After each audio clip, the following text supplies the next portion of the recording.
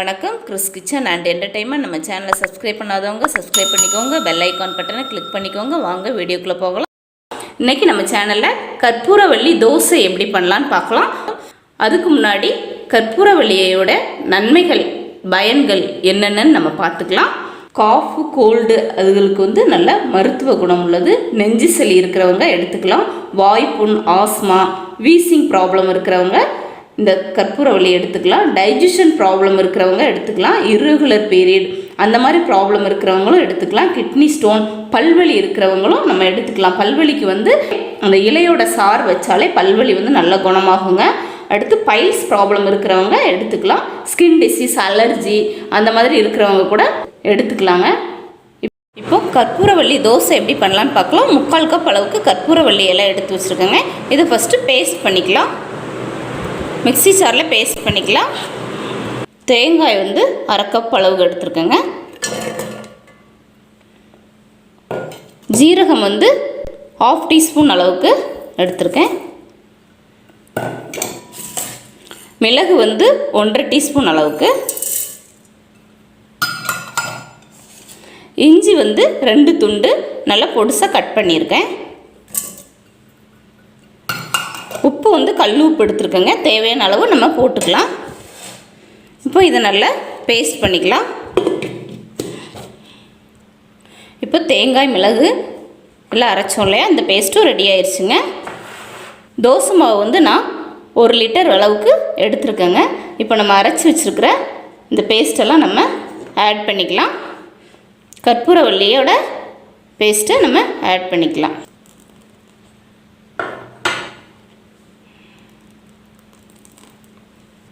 கற்பூரவள்ளி பேஸ்ட் அரைக்கிறப்ப தண்ணி கம்மியாக ஊற்றணுங்க. ஏன்னா நம்ம ஆல்ரெடி மாவு தண்ணியாக தான் இருக்கும். அதை நம்ம பார்த்துக்கணும், கரெக்டாக பார்த்துக்கணும். இந்த பேஸ்ட்டையும் நம்ம ஆட் பண்ணிக்கலாம்.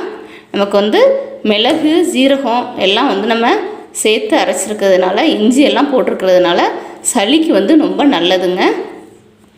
மாவு நல்லா இப்படி மிக்ஸ் பண்ணிக்கலாம். தோசை மாவு பதத்துக்கு நல்லா இந்த அளவுக்கு மிக்ஸ் பண்ணிடலாம். உப்பு கல் உப்பு எடுத்துருக்கேங்க. தேவையான அளவு நம்ம யூஸ் பண்ணிக்கலாம். நான் 1 ஸ்பூன் அளவுக்கு போடுறேங்க. சின்ன குழந்தைங்களாம் பார்த்திங்கன்னா கற்பூரவள்ளியை சளிக்கு கொடுப்போம். அதை அவங்க சாப்பிட மாட்டாங்க மோஸ்ட்லி. இந்த சாறு ஒரு மாதிரி இருக்குது அப்படின்ட்டு நீங்கள் இந்த மாதிரி தோசையாக ஊற்றி கொடுத்தீங்கன்னா கசப்பு தன்மையோ மற்ற எதுவும் இருக்காது. நம்ம தேங்காய், மிளகெல்லாம் போட்டிருக்கிறதுனால நல்ல டேஸ்ட்டாக, நல்ல மணமாக டேஸ்ட்டாக இருக்குங்க தோசை. இப்போ நம்ம தோசை ஊற்றிக்கலாம்.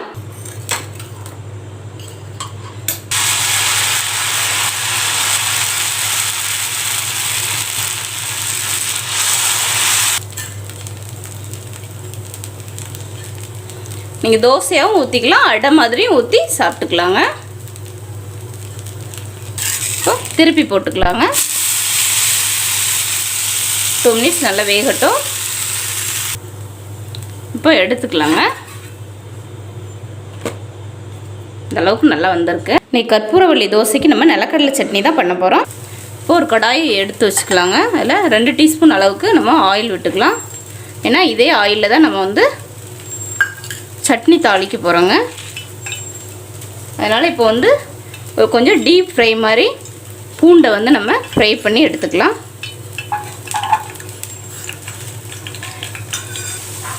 பூண்டை நல்லா டீப் ஃப்ரை பண்ணியாச்சுங்க. எடுத்துக்கலாம்.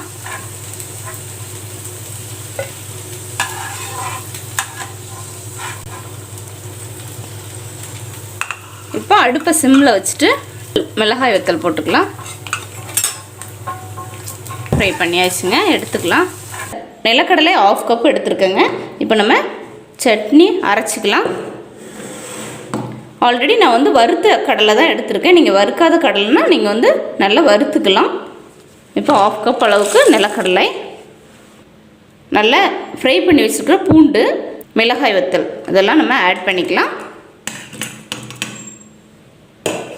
இப்போ தேவையான அளவு நம்ம உப்பு சேர்த்துக்கலாம். ஒரு 1/2 ஸ்பூன் அளவுக்கு நான் கல் உப்பு சேர்த்துக்கிறேங்க.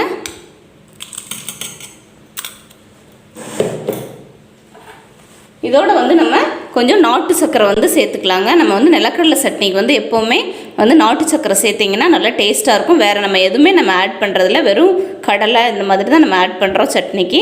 நாட்டு சக்கரை எப்போவுமே நீங்கள் ஆட் பண்ணிங்கன்னா நல்லா ஹெல்த்தியானதும் கூட டேஸ்ட்டாகவும் இருக்குங்க. ஒரு 1/2 ஸ்பூன் ஆட் பண்ணியிருக்கேன். இப்போ நல்லா சட்னி அரைச்சிக்கலாங்க. இப்போ அதே ஆயிலில் சட்னி தாளிச்சிக்கலாங்க. கடுகு நல்லா பொரிஞ்சிருச்சுங்க. இப்போது மிளகாய் வத்தல் 2 போட்டுக்கலாம். சிம்மில் வச்சுக்கலாம். கருவேப்பிலை போட்டுக்கலாங்க. அடுப்பு ஆஃப் பண்ணிட்டு இப்போ அரைச்சி வச்சுருக்கிற சட்னியை வந்து ஆட் பண்ணிக்கலாம். இந்த தோசைக்கு இந்த நிலக்கடலை சட்னி சாப்பிட்டிங்கன்னா நல்லா காம்பினேஷன் நல்லா இருக்குங்க. மருத்துவ குணமுள்ள கற்பூரவள்ளி தோசை ரெடி ஆயிடுச்சுங்க. இதை நீங்கள் வந்து வீட்டில் செஞ்சு பாருங்கள். நிலக்கடலை சட்னி நல்ல காம்பினேஷன் வந்து சாப்பிட்றதுக்கு நல்லா இருக்குங்க. நல்ல ஹெல்த்தியும் கூட.